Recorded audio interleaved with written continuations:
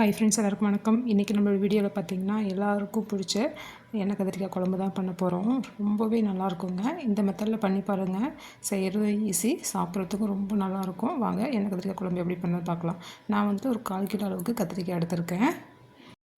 அடுப்பில் ஒரு சட்டி வச்சுக்கலாங்க. இதில் 4 ஸ்பூன் அளவுக்கு நல்லெண்ணெய் விட்டுருக்கேன்.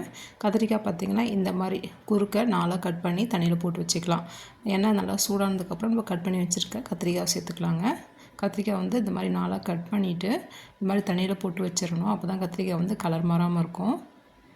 அடுப்பை வந்து மீடியம் ஃப்ளேமில் வச்சுட்டு இந்த மாதிரி நல்லா எல்லா சைடும் இந்த மாதிரி திருப்பி விட்டுக்கலாம். அப்போ தான் ஒரே மாதிரி கத்திரிக்காய் வந்து நல்லா ஃப்ரை ஆகி வரும். கத்திரிக்காய் வந்துட்டு ஃப்ரை ஆகி வர்றதுக்குள்ளே மிக்ஸி ஜாரில் 2 தக்காளி சேர்த்துருக்காங்க. கட் பண்ணிவிட்டு சேர்த்துருக்கேன்.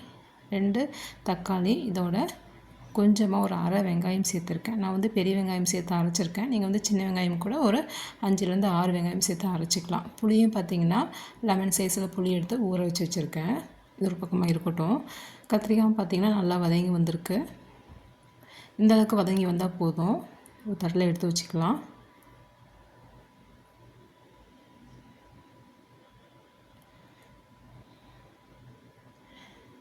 இப்போது சட்டியில் இருக்கிற எண்ணெயில் கடுகு ஜீரகம் சேர்த்துக்கலாம். 1/2 ஸ்பூன் கடுகு, கொஞ்சமாக 1/4 ஸ்பூன் அளவுக்கு வெந்தயம் சேர்த்துருக்கேங்க. இதோட 1/2 ஸ்பூன் ஜீரகம், 1/2 ஸ்பூன் சோம்பு சேர்த்துருக்கேன். நல்லா பொரிஞ்சு வந்ததுக்கப்புறம் ஒரு 10 பல் அளவுக்கு பூண்டு சேர்த்துக்கலாம். சேர்த்துட்டு இதோட 2 பெரிய வெங்காயம் நான் சேர்த்துருக்கேன். கட் பண்ணிவிட்டு பொடிசாக கட் பண்ணிவிட்டு சேர்த்துருக்கேன். நான் வந்து பெரிய வெங்காயம் வந்து இந்த ரெசிபிக்கு நான் வந்துட்டு சேர்த்துருக்கேன். நீங்கள் வந்து சின்ன வெங்காயம் கூட முழுசாக நீங்கள் வந்துட்டு போட்டுக்கலாம். அதுவும் நல்லாயிருக்கும். டேஸ்ட் வந்து நல்லாவே நல்லாயிருக்கும். இதோட ஒரு கொத்து கருவேப்பிலை சேர்த்துட்டு வெங்காயம் வந்து நல்லா வதங்கி வரணும். நல்லா கலர் மாதிரி வரணுங்க. அந்தளவுக்கு நல்லா வதக்கிக்கலாம். இப்போ இதோட நம்ம அரைச்சி வச்சுருக்க தக்காளி வெங்காயம் விடுதலை சேர்த்துக்கலாம். சேர்த்துட்டு இப்போ இந்த டைமில் தக்காளி வதங்கிறதுக்குள்ளேயே நம்ம மசாலா சேர்த்துக்கலாம். கொஞ்சமாக மஞ்சள்தூள், 2 ஸ்பூன் குழம்பு மிளகாத்தூள் நான் சேர்த்துருக்கேன். உங்கள்கிட்ட வந்துட்டு தனித்தனியாக மிளகாத்தூள் மல்லித்தூள் இருந்துச்சுன்னா நீங்கள் தனியாகவே சேர்த்துக்கலாம். 1 ஸ்பூன் மிளகாத்தூள், 2 ஸ்பூன் மல்லித்தூள் சேர்த்துட்டு இந்த மாதிரி நல்லா கலந்து விட்டுக்கோங்க. அடுப்பை வந்து சிம்மில் வச்சுட்டு மூடி போட்டு வச்சிடலாங்க. நல்லா மசாலா வந்து நல்லா தக்காளியோடு சேர்ந்து நல்லா வெந்து வரணும். நல்லா எண்ணெய் பிரிஞ்சு வரட்டும். பார்த்திங்கன்னா நல்லா எண்ணெய் பிரிஞ்சு வந்திருக்கு பாருங்கள். இந்தளவுக்கு நல்லா நம்ம அடுப்பை சிம்மில் வச்சுட்டு இந்த மாதிரி நல்லா தக்காளி வெங்காயம் நல்லா வதங்கி வரணும். இப்போ இந்த டைமில் நம்ம கரைச்சி வச்சுருக்க புளியை சேர்த்துக்கலாம். இந்த குழம்புக்கு தேவையான அளவு தண்ணியும் சேர்த்துக்கலாம். நான் வந்துட்டு 2லேருந்து 3 கிளாஸ் அளவுக்கு நான் தண்ணி சேர்த்துருக்கேன். தண்ணி சேர்த்துட்டு உப்பு சேர்த்துக்கலாங்க.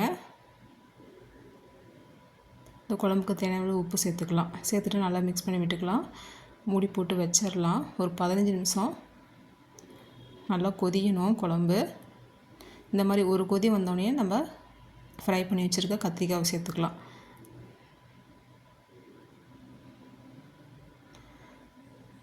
இந்த மாதிரி ஒரு கொதி வந்தோடனே கத்திரிக்காவை சேர்த்துட்டு மூடி போட்டு வச்சிடலாங்க. ஒரு 15 நிமிஷம் நல்லா மீடியம் ஃப்ளேம்லேயே நல்லா கொதிஞ்சு நல்லா சுண்டி வரணும் குழம்பு. மூடி போட்டு வச்சிடலாம். குழம்பு பார்த்திங்கன்னா நம்ம எந்த அளவுக்கு தண்ணி ஊற்றினோமோ அந்தளவுக்கு ஃபுல்லாலாம் வற்றி வந்திருக்கு. இந்தளவுக்கு திக்னஸோடு வேணும்னா நம்ம இந்த டைம்லேயே நம்ம அடுப்பு ஆஃப் பண்ணிக்கலாம். இன்னும் கொஞ்சம் கிரேவி மாதிரி வேணும்னா இன்னும் கூட கொஞ்சம் நல்லா தண்ணி வற்றிட்டு நம்ம எடுத்துக்கலாம். இந்த டைமில் பார்த்திங்கன்னா ஒரு 1/2 ஸ்பூன் அளவுக்கு நான் வெல்லம் சேர்த்துருக்கேன். சேர்த்துட்டு இதோட கொஞ்சமாக கொத்தமல்லி சேர்த்துட்டு நம்ம ஸ்டவ் ஆஃப் பண்ணிக்கலாம். நல்லா டேஸ்ட்டாக நல்லா ஒரு நல்லெண்ணெய் ஃப்ளேவரோட இன்றைக்கி எண்ணெய் கத்திரிக்காய் குழம்பு வச்சுருக்கோம். ரொம்ப நல்லாயிருக்கும். இந்த மெத்தடில் ட்ரை பண்ணி பாருங்கள் ஃப்ரெண்ட்ஸ். பிடிச்சிருந்தால் நம்மளோட வீடியோவை லைக் பண்ணி ஷேர் பண்ணுங்கள். தேங்க்யூ.